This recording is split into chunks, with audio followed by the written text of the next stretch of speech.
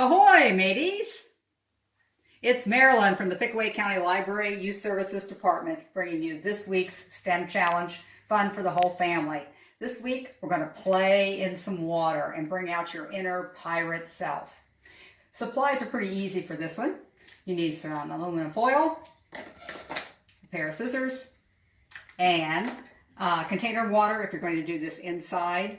It might get a little messy, so you may want to take this one outside if it's a nice day. You could use a sink or a bathtub also. All right, let's get started.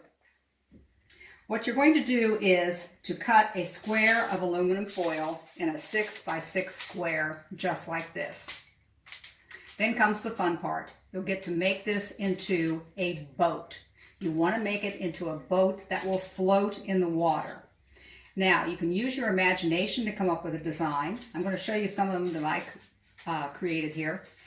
I've used some basic geometric shapes. This one is a square. You could also do a circle. You could do a rectangle. This one I tried something different. I tried a triangle. Kind of looks like a piece of pizza there. Notice what I did with this end. I pulled this one up into a pointed end like a canoe. And you might want to try that on one of your boat designs, more about like a canoe. These all have the sides just up and folded, but this one we tried something different. So you're looking for something that will float your boat just like that. And it floats. You're a good pirate so far. Now, of course, every good pirate needs some treasure. So here's where the fun comes. You want your pirate ship to be able to hold as much cargo as possible. So for that purpose, we're going to use pennies. And very carefully, we're going to add some pennies to the boat, just like this. And you'll keep adding pennies until your boat doesn't float anymore, until it sinks. Now, do be careful that you'll want to balance it as much as you can there. And your boat will move around a little bit. That's okay. So see how many pennies that it will hold.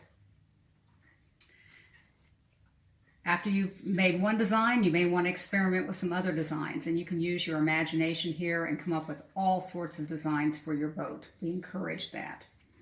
And you can also use some different types of materials that you have around the house. If you have straws, you could use cork. If you had cork, pipe cleaners.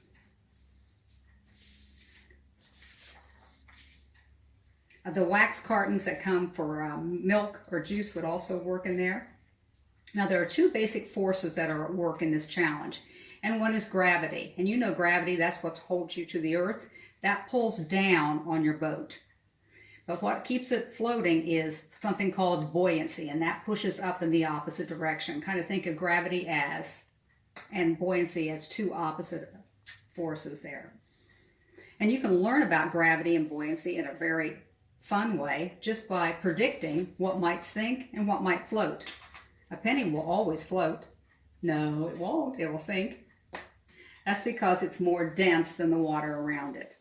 And so gravity has won there. If something floats like your boat, then buoyancy is the winner there. Here's a great book I'd like to share with you.